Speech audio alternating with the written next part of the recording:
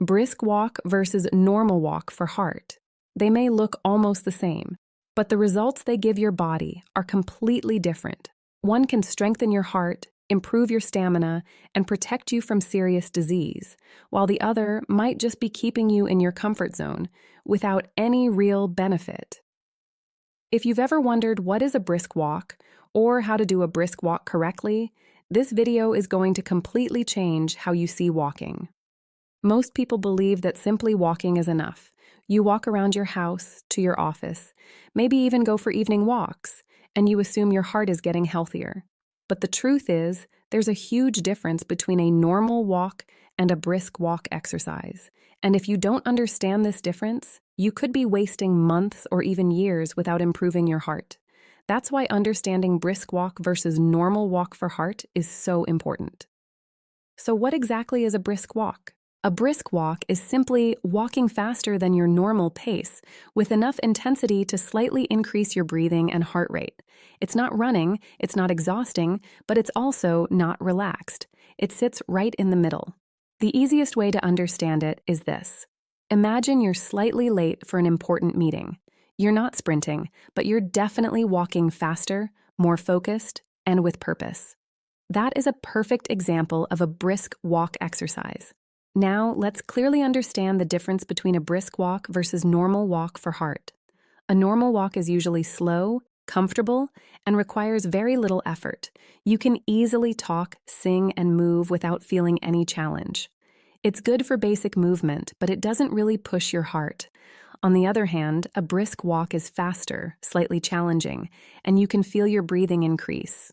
You can still talk, but singing becomes difficult. And that difference is exactly what determines whether your heart improves or not. Your heart is a muscle, and like any muscle in your body, it only grows stronger when it is challenged. During a normal walk, your heart is working at a very low level, so it has no reason to adapt or improve. But during a brisk walk exercise, your muscles demand more oxygen, which forces your heart to pump harder and faster. This improves blood circulation, increases efficiency, and over time leads to better heart health, lower blood pressure, and reduced risk of heart disease.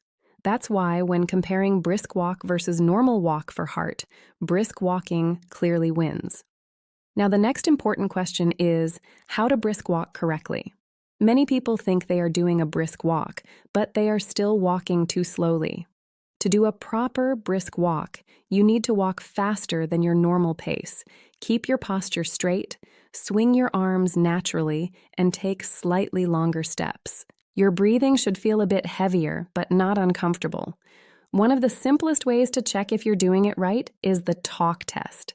If you can sing easily, you are walking too slowly. If you cannot talk at all, you are pushing too hard. The perfect zone is when you can talk, but not sing comfortably. That is the ideal brisk walk intensity for improving your heart. Now you might be thinking, what if I don't have space outside?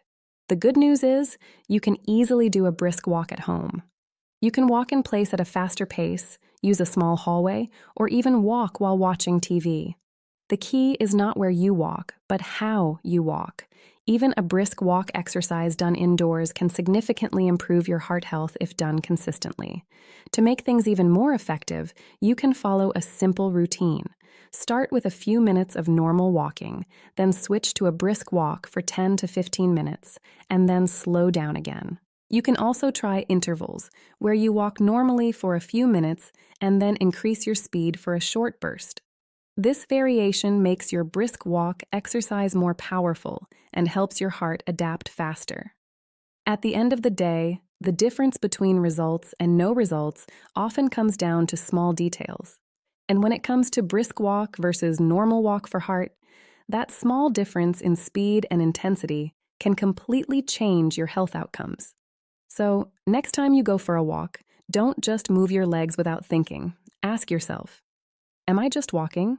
Or am I actually doing a brisk walk that will improve my heart? Because the truth is simple. You don't need expensive equipment. You don't need a gym, and you don't need hours of free time. You just need to walk the right way. Turn your daily walk into a brisk walk exercise, and you'll not only improve your heart health, but also your energy, focus, and overall quality of life. So, here's something I want you to think about.